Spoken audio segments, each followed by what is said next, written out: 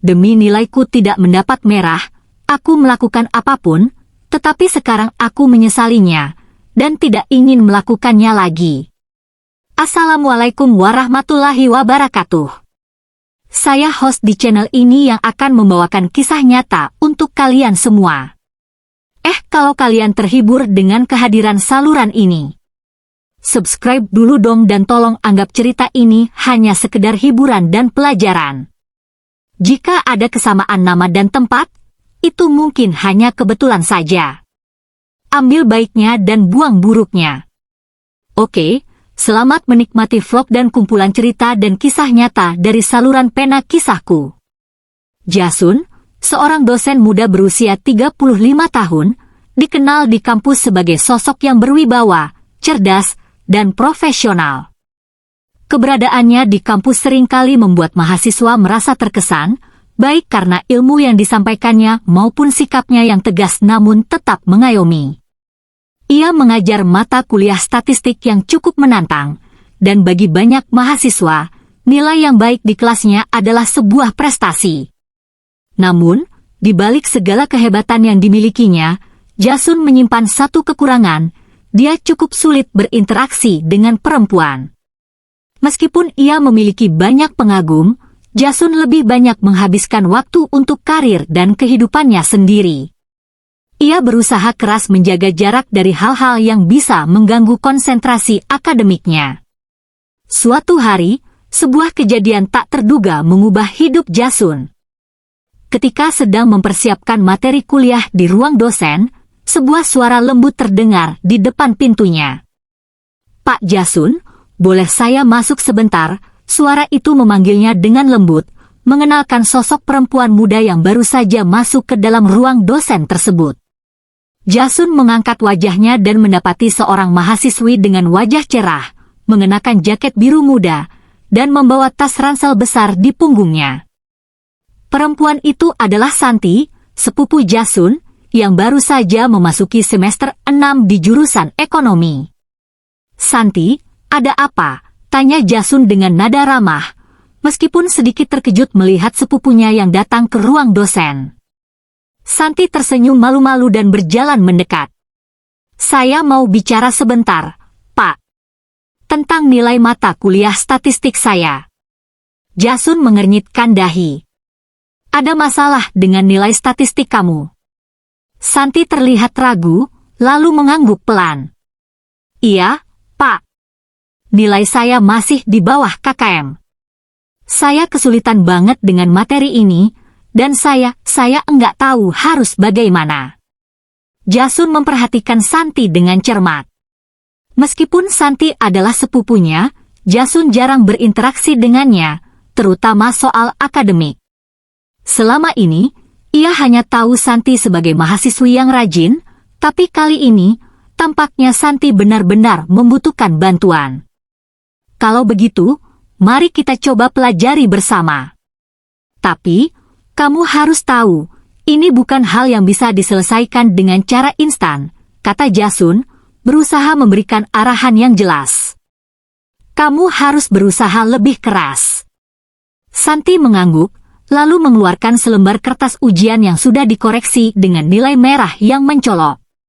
"Saya sudah belajar, Pak, tapi saya enggak paham-paham juga. Saya dengar dari teman-teman kalau Pak Jasun bisa memberikan bocoran soal-soal ujian." Jasun menatap Santi dengan serius. Ia tahu betul bahwa pemberian bocoran soal adalah pelanggaran etik yang bisa berujung fatal. Namun, di sisi lain, ia merasa tergerak untuk membantu Santi. Ketika melihat tatapan mata Santi yang penuh harap, Jasun mulai ragu dengan prinsip-prinsip yang selama ini dia pegang teguh. Santi melanjutkan, "Saya benar-benar butuh bantuan, Pak. Kalau saya enggak bisa naik, saya bisa gagal, dan itu akan merusak seluruh masa depan saya." Suaranya penuh harap, dengan sedikit nada putus asa. Jasun terdiam beberapa detik, mempertimbangkan kata-kata Santi. Ia tahu bahwa sebagai dosen, ia punya tanggung jawab untuk mendidik mahasiswanya dengan cara yang benar.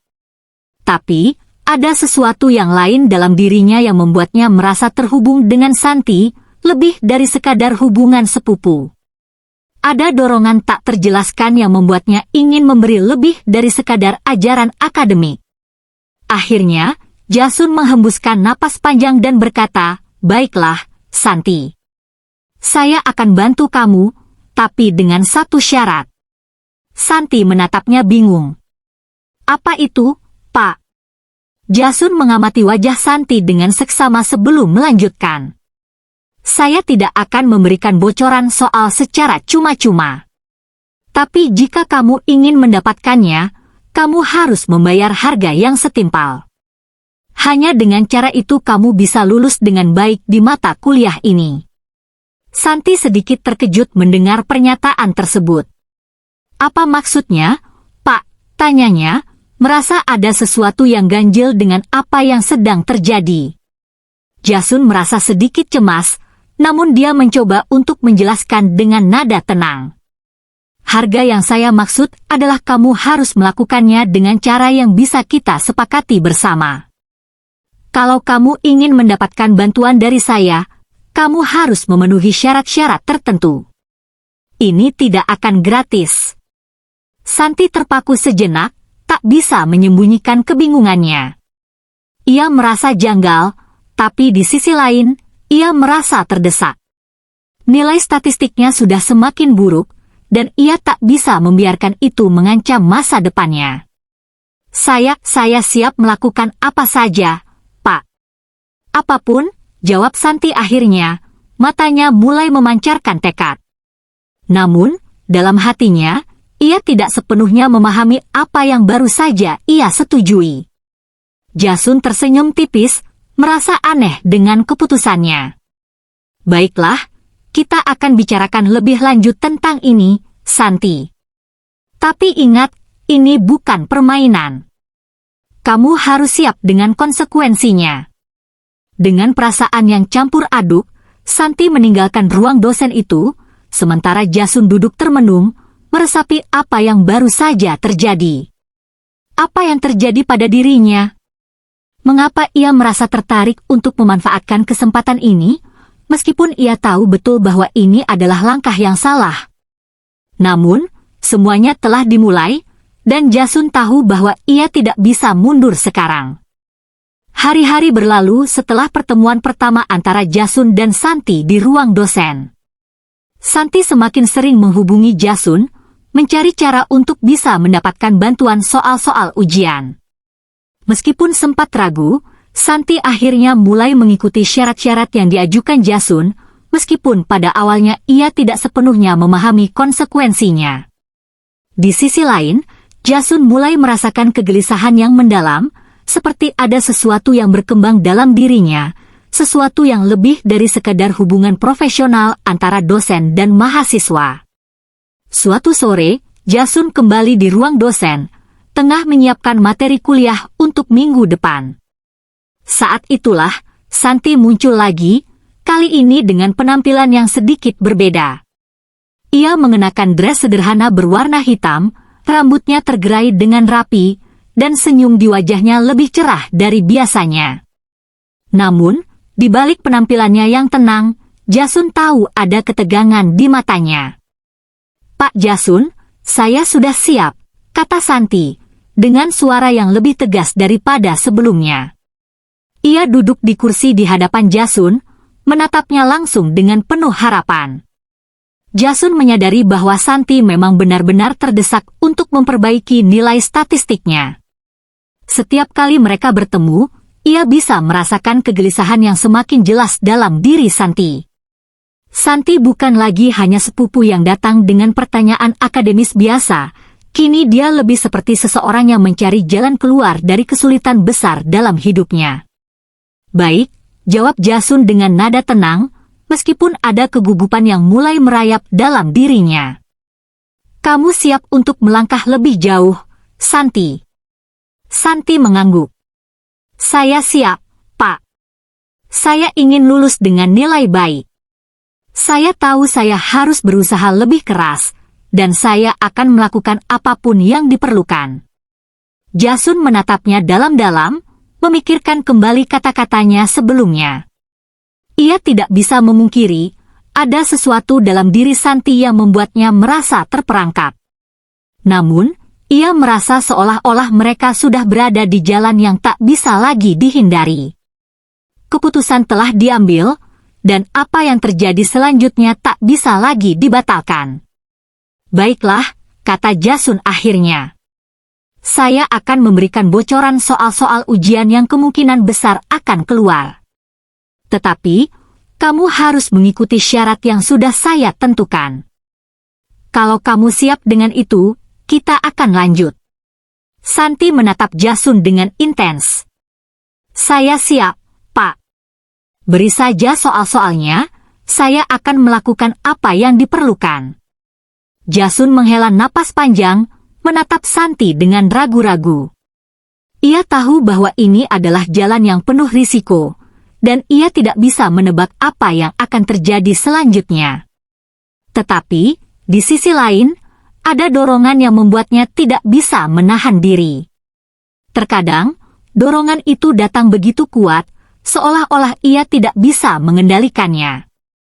Untuk mendapatkan soal-soalnya, kamu harus memenuhi permintaanku, kata Jasun, sambil menatap Santi yang mulai tampak cemas.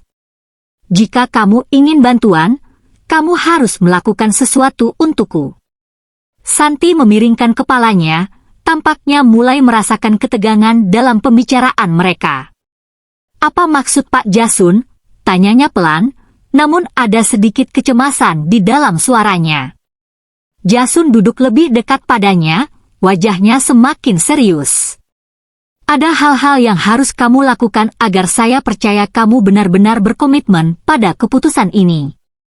Saya ingin kamu menunjukkan keseriusanmu. Santi terdiam.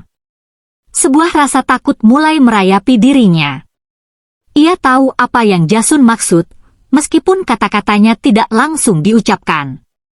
Namun, karena sudah terlanjur melangkah jauh, ia merasa tidak punya pilihan lain selain mengikuti. Baiklah, kata Santi akhirnya, meskipun suaranya terdengar lemah. Saya akan melakukan apa yang diminta, Pak. Dengan itu, Jasun memberinya sejumlah soal ujian yang sudah ia siapkan. Ia juga memberikan penjelasan tentang cara menjawabnya, namun dengan syarat-syarat tertentu yang harus dipenuhi oleh Santi. Setiap kali Santi meminta bantuan, ada imbalan yang harus diberikan, dan Jasun memastikan agar Santi memahami sepenuhnya apa yang dimaksudkan. Selama beberapa minggu berikutnya, Santi datang secara rutin ke ruang dosen Jasun. Setiap kali ia mendapat bocoran jawaban atau materi ujian, Santi merasa semakin terikat dengan Jasun. Ada sesuatu yang mengubah cara ia memandang sepupunya itu, meskipun ia berusaha untuk tidak terlalu memikirkannya. Santi merasa bingung. Ia tahu bahwa apa yang sedang dilakukannya bukanlah hal yang benar, tetapi tekanan untuk lulus dan ketidakpastian akan masa depannya membuatnya terus melangkah lebih jauh. Ia bahkan merasa ada semacam ketergantungan terhadap Jasun, lebih dari sekadar hubungan antara dosen dan mahasiswa. Namun, yang paling membuatnya cemas adalah, perasaan itu mulai terasa semakin kuat. Setiap kali ia bertemu dengan Jasun, ada dorongan tak terelakkan untuk lebih mendekat, untuk lebih memahami siapa Jasun sebenarnya. Meskipun ia tahu bahwa ini adalah jalan yang berbahaya, ia tak bisa menahan diri. Sementara itu, Jasun mulai merasa ada sesuatu yang semakin berubah dalam dirinya.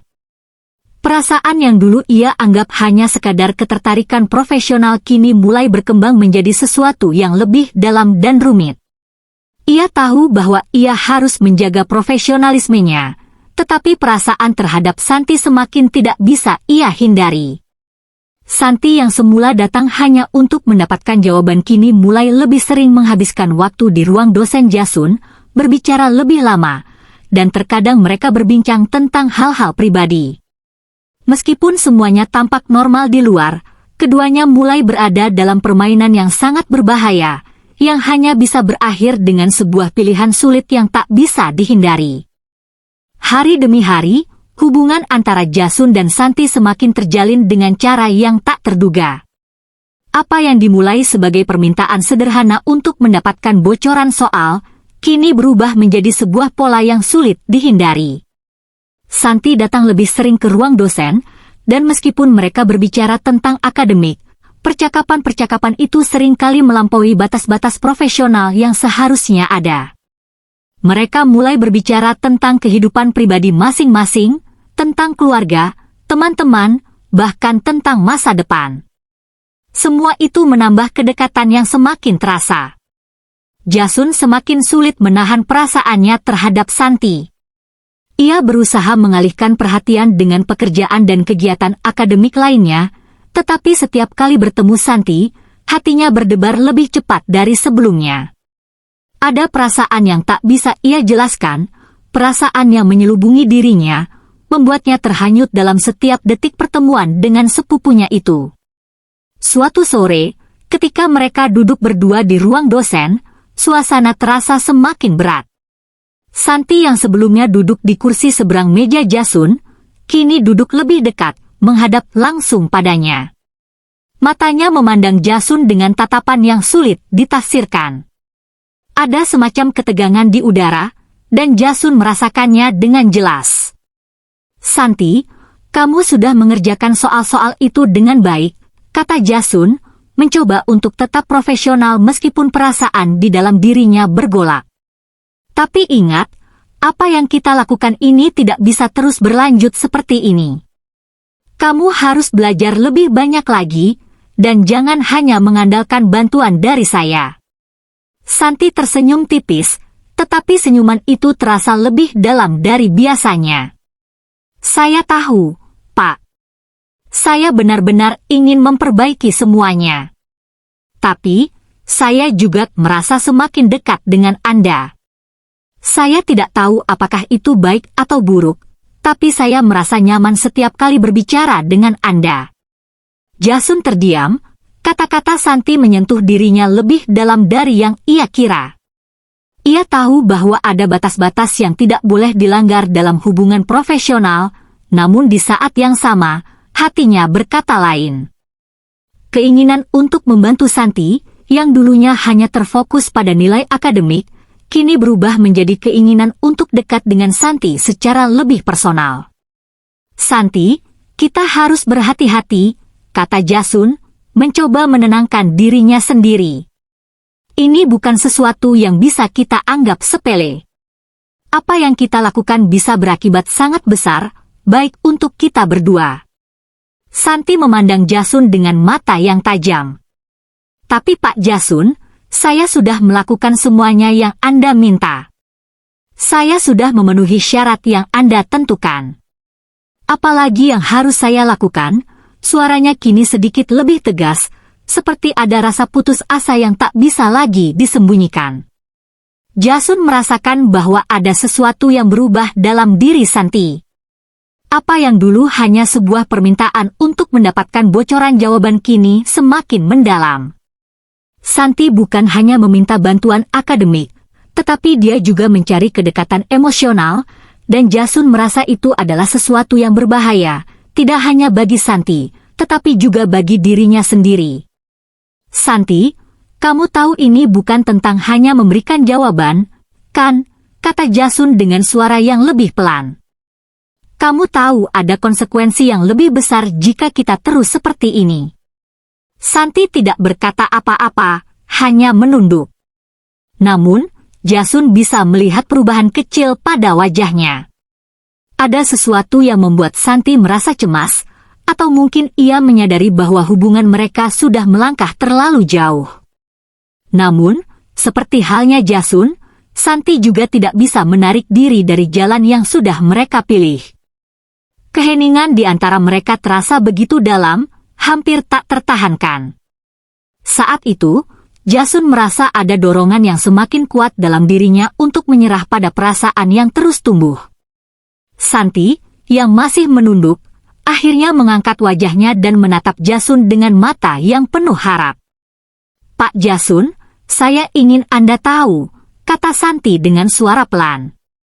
Saya tidak tahu apakah saya bisa keluar dari situasi ini tanpa bantuan Anda. Anda adalah satu-satunya orang yang saya percaya, dan saya ingin lebih dari sekadar belajar. Saya ingin Anda melihat saya lebih dari sekadar mahasiswi Anda. Jasun merasakan jantungnya berdebar lebih cepat. Kata-kata Santi, yang dulu hanya berfokus pada akademik, kini terdengar seperti pengakuan yang lebih dalam, lebih pribadi. Ia bisa melihat bahwa Santi benar-benar merasa cemas tentang masa depannya, dan di saat yang sama, ia merasa terperangkap dalam perasaan yang tumbuh semakin kuat antara mereka. Santi, kita harus berhati-hati dengan apa yang kita katakan dan lakukan, kata Jasun, suaranya sekarang bergetar sedikit, menahan perasaan yang hampir tak terkendali. Ini bisa merusak banyak hal, bukan hanya untuk kamu, tapi juga untuk saya. Namun, Santi tampaknya tidak bisa lagi menahan diri. Ia berdiri dari kursinya, mendekat kepada Jasun, dan dengan hati-hati menatap matanya. Pak Jasun, katanya dengan suara yang lebih lembut, saya ingin Anda tahu, saya tidak menyesal melakukan apa yang sudah saya lakukan. Saya hanya ingin Anda melihat saya lebih dari sekadar mahasiswi. Saya ingin lebih dekat dengan Anda. Jasun merasa ada dorongan kuat dalam dirinya untuk mengangkat tangannya, meraih Santi, dan menjawab pengakuannya. Namun, ia menahan diri, meskipun dalam hatinya, suara yang terus menggema adalah sebuah panggilan untuk mengikuti perasaan itu. Namun, sebelum Jasun bisa berkata apa-apa, Santi mengambil langkah lebih dekat, dan dalam sekejap, mereka saling bertatapan dengan intens. Waktu seolah berhenti, dan Jasun merasakan dirinya berada di persimpangan jalan yang tak bisa dihindari. Apa yang akan terjadi selanjutnya, ia tidak bisa prediksi, tetapi ia tahu bahwa mereka sudah melewati batas yang tidak bisa kembali. Keheningan itu memanjang begitu lama, menyesakkan dada Jasun. Sebuah suara di dalam dirinya berteriak untuk mundur, untuk menjaga profesionalisme dan moralitasnya, tapi ada bagian lain yang seolah membisikkan bahwa mereka sudah terlanjur berada di titik tanpa kembali. Santi berdiri sangat dekat dengan Jasun, menatapnya dengan penuh hasrat yang jelas terlihat di matanya. Jasun merasakan perasaan yang begitu membingungkan, rasa bersalah, keinginan, ketakutan, semuanya bercampur aduk dalam dirinya. Santi, ini sudah terlalu jauh, kata Jasun akhirnya, suaranya bergetar, mencoba meredakan ketegangan yang menggantung di udara. Kita tidak bisa terus seperti ini. Apa yang kamu inginkan dariku?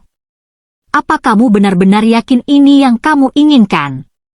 Santi tidak langsung menjawab. Ia hanya diam, matanya menunduk sejenak, seolah berjuang dengan dirinya sendiri. Lalu, dengan suara yang sangat lembut, ia berkata, Pak Jasun, saya hanya ingin Anda melihat saya, untuk lebih memahami saya.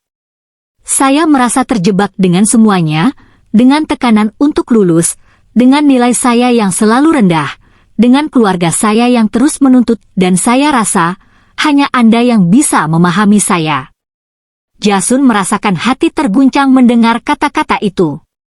Dalam beberapa minggu terakhir, ia telah melihat Santi bukan hanya sebagai mahasiswi yang kesulitan, tetapi juga sebagai seorang perempuan muda yang terhimpit oleh banyak hal dalam hidupnya. Namun, itu tidak bisa membenarkan apa yang sedang mereka lakukan, dan Jasun tahu, pada titik ini, mereka sudah berada di jalur yang sangat berbahaya. Meskipun ia tahu bahwa Santi berjuang dengan berbagai perasaan, ia tidak bisa membiarkan dirinya larut lebih dalam.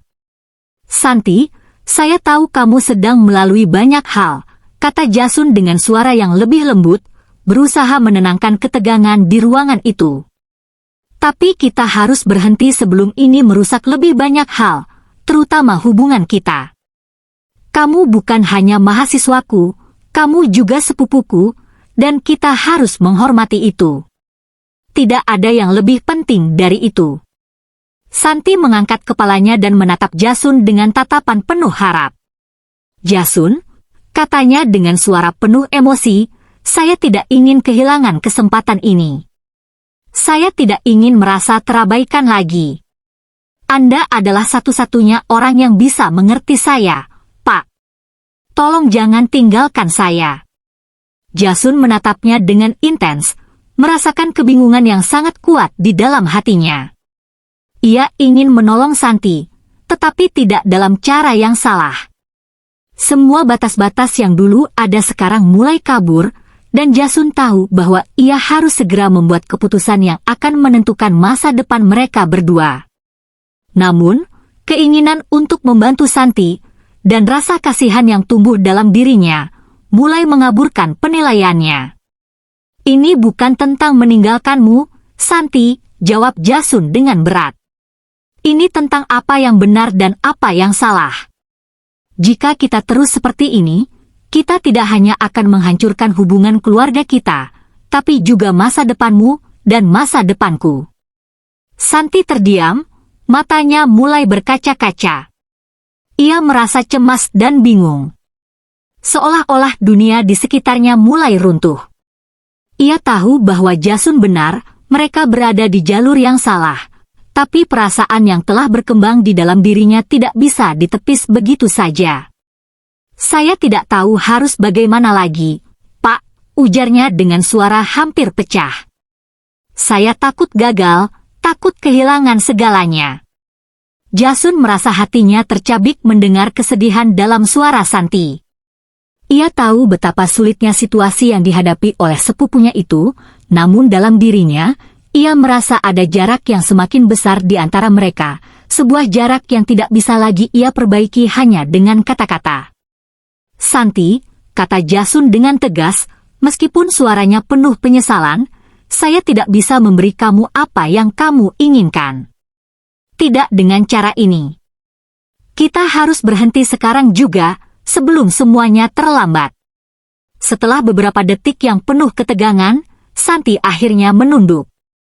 Ia tampak hancur. Ada rasa kecewa yang begitu dalam di wajahnya, tetapi di saat yang sama, Jasun bisa merasakan bahwa ia sudah membuat pilihan yang benar, meskipun itu mungkin membuatnya kehilangan sesuatu yang sangat berharga. Baiklah, Pak, jawab Santi pelan, suara penuh penyesalan. Saya mengerti. Mungkin saya terlalu berharap lebih dari Anda. Terima kasih karena sudah peduli. Saya tidak tahu harus bagaimana lagi. Jasun menghela napas panjang, merasa lega sekaligus berat. Ia tahu bahwa apa yang baru saja terjadi adalah sebuah pertempuran batin yang akan meninggalkan bekas dalam dirinya, tetapi ia juga tahu bahwa ini adalah keputusan yang harus diambil.